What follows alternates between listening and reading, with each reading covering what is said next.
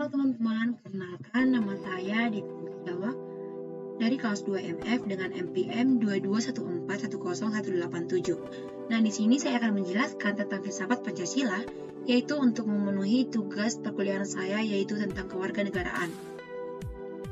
Langsung saja kita ke penjelasan tentang filsafat Pancasila. Nah, ada 3 pengertian filsafat, yaitu yang pertama, filsafat di dalam arti proses, dan filsafat dalam arti produk. Filsafat sebagai ilmu ataupun metode, dan filsafat sebagai pandangan hidup. Yang ketiga, filsafat di dalam arti teoritis dan filsafat di dalam arti praktis. Pancasila dapat digolongkan sebagai filsafat di dalam arti produk, sebagai pandangan hidup, dan di dalam arti praktis, yang berarti filsafat Pancasila mempunyai fungsi dan peranan sebagai pedoman dan pegangan di dalam sikap, tingkah laku, dan perbuatan di dalam kehidupan sehari-hari dalam bermasyarakat, berbangsa, dan bernegara bagi bangsa Indonesia.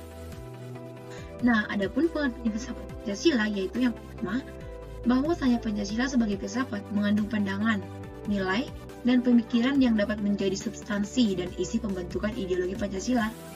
Yang kedua, filsafat Pancasila dapat didefinisikan secara ringkas sebagai refleksi kritis dan rasional tentang Pancasila sebagai dasar negara dan kenyataan budaya bangsa, dengan tujuan untuk mendapatkan pokok-pokok pengertiannya yang mendasar dan menyeluruh.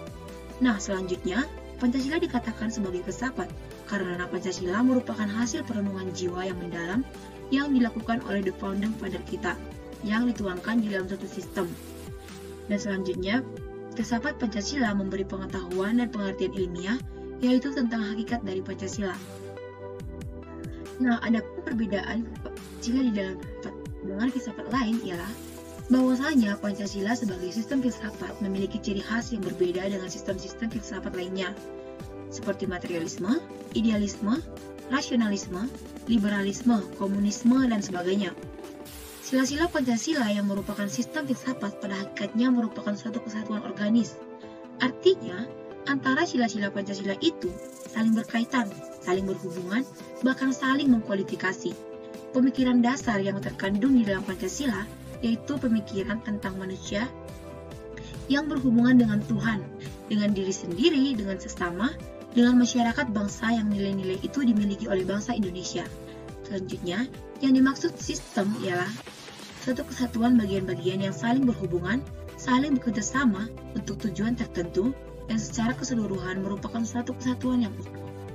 Nah, adapun ciri sistem filsafat Pancasila itu antara lain, yang pertama, sila-sila Pancasila merupakan satu kesatuan sistem yang bulat dan utuh. Dengan kata lain, apabila tidak bulat dan utuh atau satu sila dengan sila lainnya terpisah-pisah, maka itu bukan Pancasila. Dan yang kedua, susunan Pancasila itu dengan satu kesatuan yang sistem yang bulat dan utuh.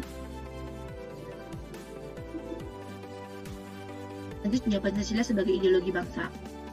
Makna Pancasila sebagai ideologi bangsa Indonesia adalah bahwasanya nilai-nilai yang terkandung di dalam ideologi Pancasila itu menjadi cita-cita normatif bagi penyelenggaraan bernegara. Dengan kata lain, visi ataupun arah dari penyelenggaraan kehidupan berbangsa dan bernegara Indonesia adalah terwujudnya kehidupan yang berketuhanan, yang berkemanusiaan, yang berpersatuan, yang berkerakyatan, dan berkeadilan. Pancasila sebagai ideologi nasional, selain berfungsi sebagai cita-cita normatif penyelenggaraan bernegara, nilai-nilai yang terkandung di dalam Pancasila merupakan nilai yang disepakati bersama.